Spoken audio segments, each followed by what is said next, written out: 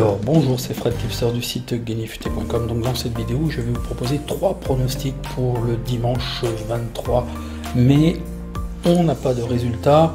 Donc une petite digression par rapport au live d'hier. Donc merci à Richard, à Stéphane et à Thibaut qui ont réussi à passer, à s'inscrire, et j'ai vu après coup que beaucoup étaient sur YouTube au niveau des commentaires.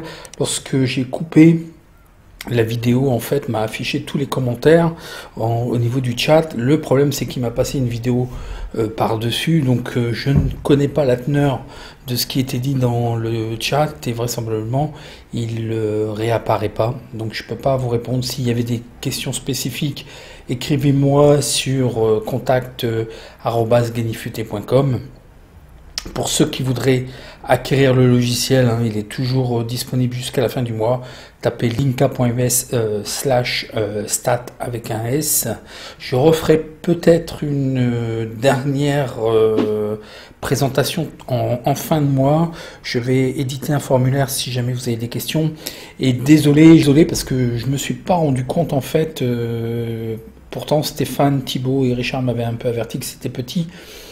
Dans le partage, effectivement, j'ai fait une erreur. J'aurais dû partager le logiciel et pas partager mon écran. Comme ça, vous l'aurez eu en mire, en grand. Bon, c'est pas grave, c'est partie remise. De toute façon, je vais utiliser ce système. Vous voyez, je peux inviter jusqu'à 8 à 10 personnes en même temps. Enfin, plus que ça, mais on peut interagir en même temps à 8 ou 10, je me souviens plus exactement, faut que je regarde, mais ça peut faire de l'interaction. Et puis pour les formations à venir, de faire un petit peu des réunions communes, coaching commun, ce ne serait que pour l'utilisation du logiciel et de tout ce qui arrivera prochainement. Donc voilà, je n'arrête pas de m'équiper, d'essayer de faire évoluer un petit peu tout. Tout arrive avec le temps.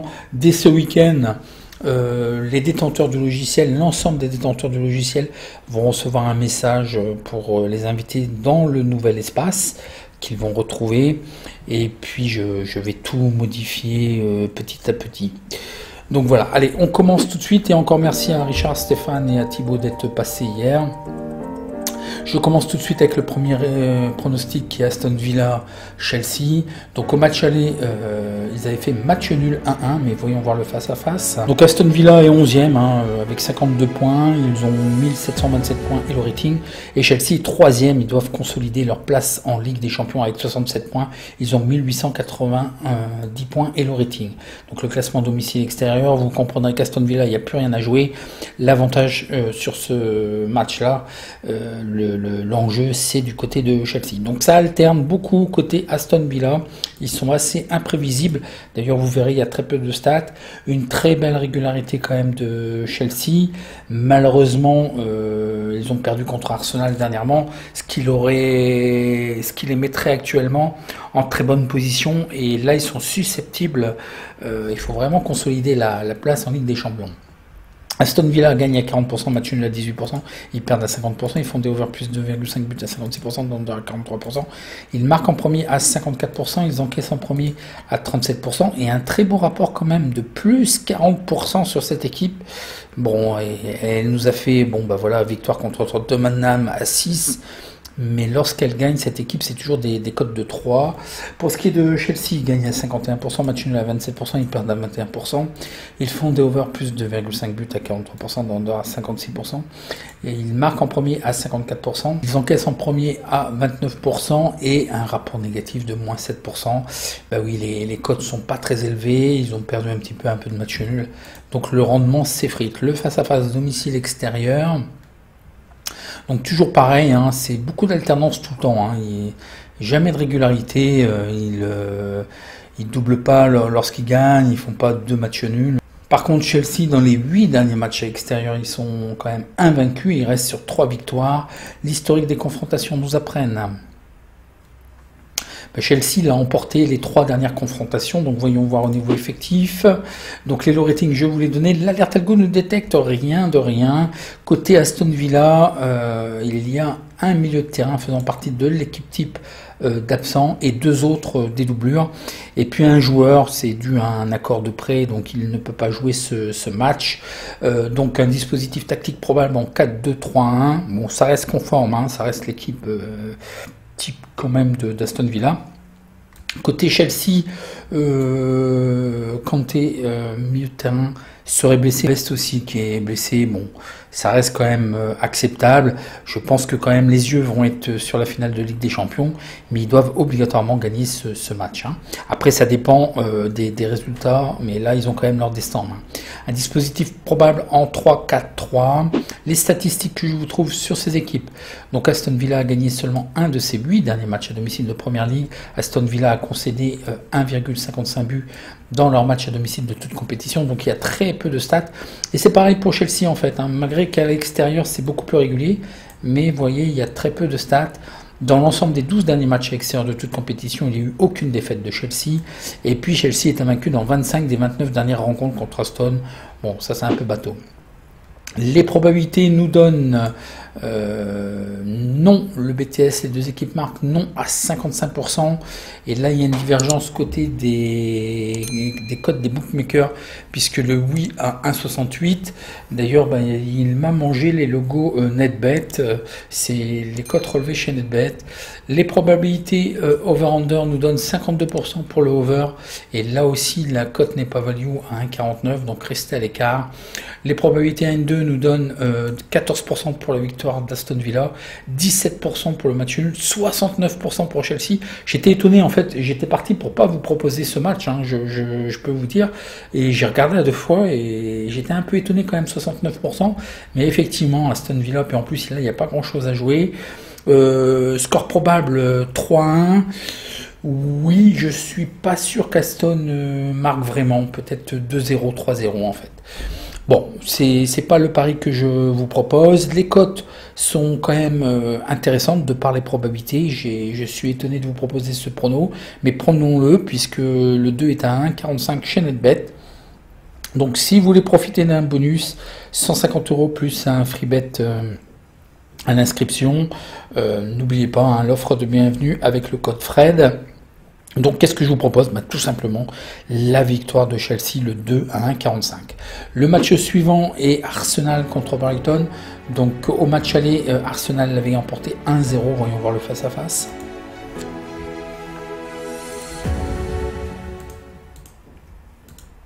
Arsenal est 9e avec 58 points.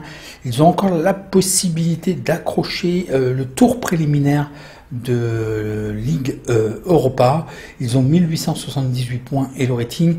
Et Brighton aussi, pour eux, bon voilà, la saison est terminée. Ils sont sauvés. Puisque voilà, Fulham a 28 points, même en gagnant, ça ne changera plus rien. Ils ont 1727 points et le rating, donc l'enjeu, vous l'avez compris, c'est uniquement Arsenal. Mais Arsenal n'a pas son destin en main, puisque même en gagnant, devant, il y a quand même Everton et Tottenham. Hein.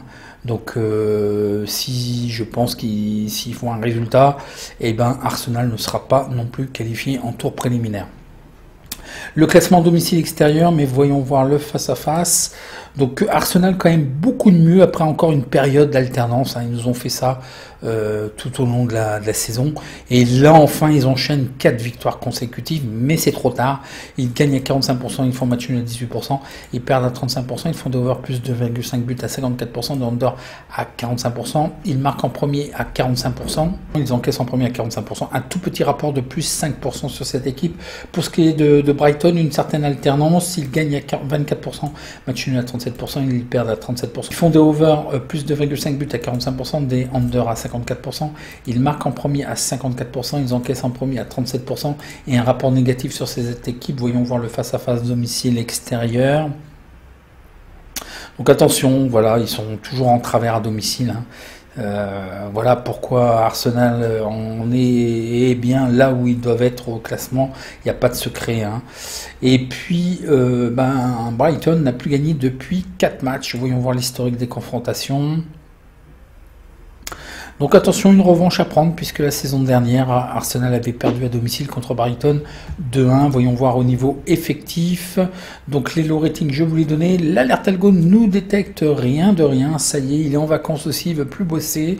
Au niveau de l'effectif, alors j'ai mangé la feuille de match. Ou alors c'est, oh là, j'ai mangé la feuille de match.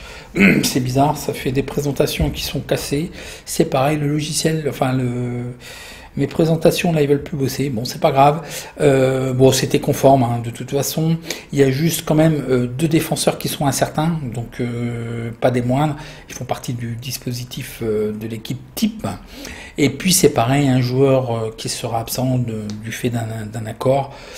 Et côté Brighton, attention, il y a le buteur maison qui est suspendu.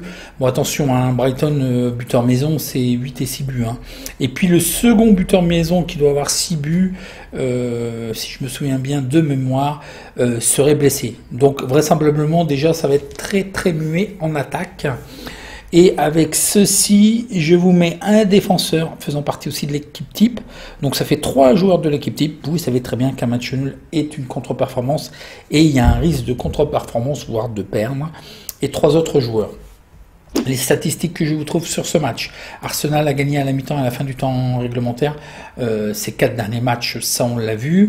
Arsenal est invaincu dans 6 des 7 derniers matchs de championnat. Arsenal ont gagné seulement 1 de leurs 7 derniers matchs à domicile de toute compétition. Ça on l'a vu, ça baisse un peu de ce côté-là.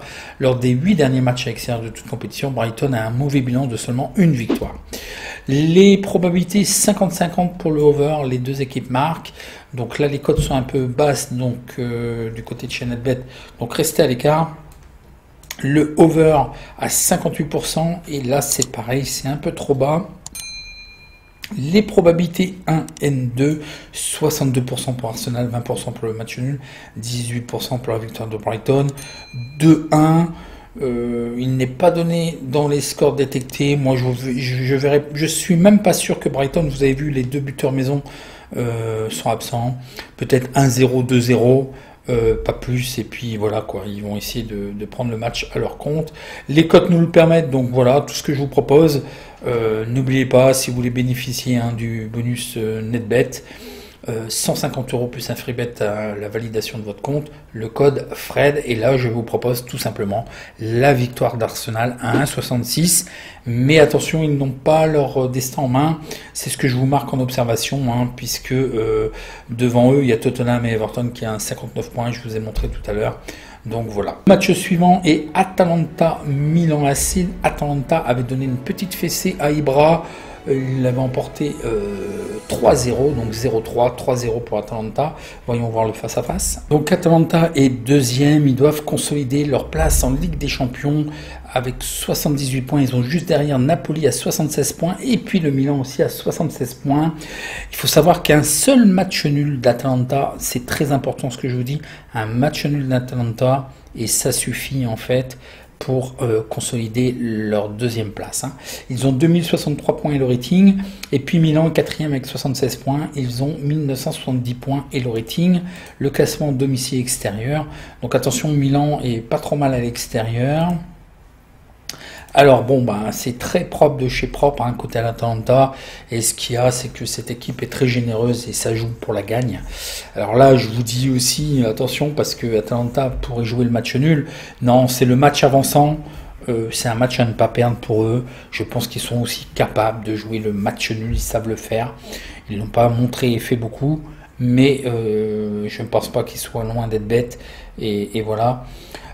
Ils gagnent à 62%, ils font match nul à 24%, ils perdent à 13%, ils font d'over plus 2,5 buts à 62%, d'under à 37%, ils marquent en premier à 67%, ils encaissent en premier à 27%, et bizarrement à peine 1% de rendement.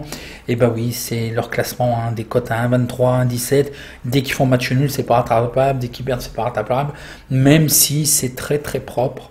Le Milan, attention, il y a eu un petit passage à vide là. C'est ce qui a fait, ils étaient vraiment très bien partis. Ils se sont bien rattrapés avec 3 victoires consécutives et un match nul. Ils gagnent à 62%, match nul à 18%, ils perdent à 18%. Ils font des over plus 2,5 buts à 64%, des under à 34%.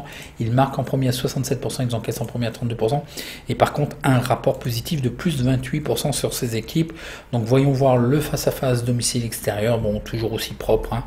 Une série, tout simplement, une série de 7 matchs consécutifs gagnés à domicile. Ce n'est pas rien. À l'extérieur, ça alterne, mais il y a beaucoup plus de victoires, comme vous pouvez le voir, hein. Ça gagne ou ça perd. L'historique des confrontations nous apprennent.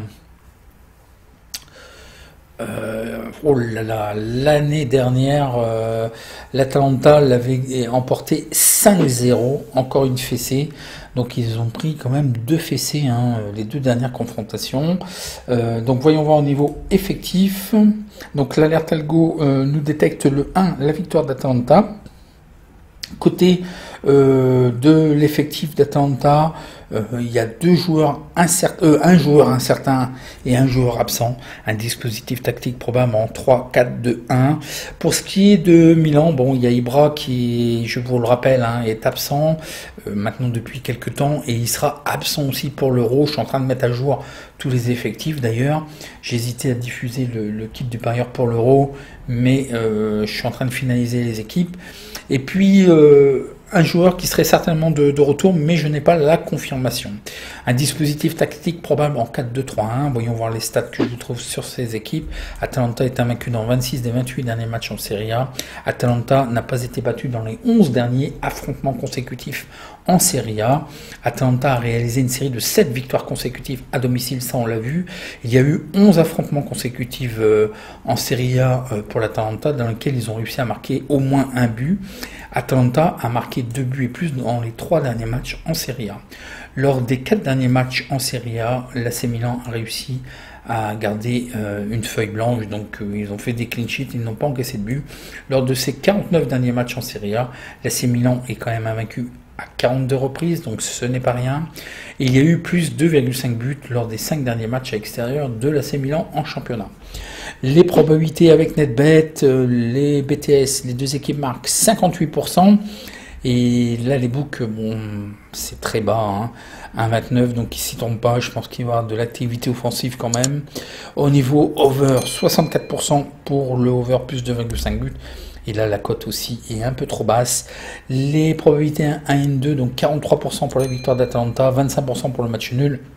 Milan à 32%, probabilité, le score probable 2-1, il n'est pas détecté par le logiciel, c'est des scores quand même assez élevés, de 1-3, ça passe à 3-3, 3-0, 0-3, c'est étonnant.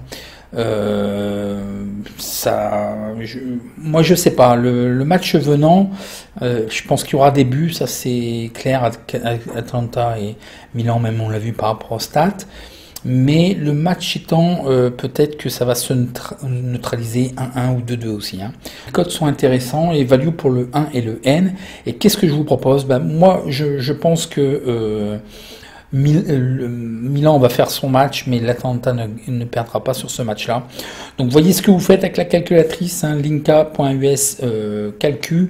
Mais moi, je vous propose tout simplement le match nul remboursé si 1, ce qui nous donne une cote équivalente de 2,38. Je pense que, bon, je ne pense pas qu'Atalanta va perdre et j'ai peur que, connaissant les résultats sur les autres matchs aussi, je pense que le match avançant, Atalanta serait peut-être tenté de gérer un match nul 1-1 ou 2-2. Donc c'est pour ça, au pire, je serai remboursé, j'espère, parce que je ne vois absolument pas l'Atalanta perdre. Donc, vous voyez, si vous voulez faire le double chance N1, 1N, mais la cote est un petit peu trop faible, je crois à 1,50, donc je me refuse de la prendre. Donc voilà, ou faites le 1 remboursé si N, si vous voyez plutôt l'Atalanta, mais bon, voilà, je pense que c'est bon. Donc voilà, en observation, c'est ce que je vous dis, hein, consolidation Ligue des Champions. La Juve est 5e avec 75 points. S'ils gagnent, ils ont 78 points. Donc ils seraient susceptibles de reprendre le dessus. Mais l'Atalanta, en faisant un match nul, il s'assurait la deuxième place en Ligue des Champions dans tous les cas, hein. Et l'AC Milan doit gagner pour assurer sa place en Ligue des Champions. Donc voilà, il y a aussi Naples qui est comme poursuivant avec 76 points. Donc ça risque d'être quelque chose. Donc c'est pour ça, hein, ça va pas être évident. L'Atalanta peut gérer peut-être le match nul ou gagner. L'AC Milan va libérer des espaces, donc à ce petit jeu, je pense que l'Atalanta est capable de profiter, hein. Donc voilà pour ces pronostics. Si vous avez apprécié, un petit like, et puis je vous donne rendez-vous pour la prochaine vidéo. Merci.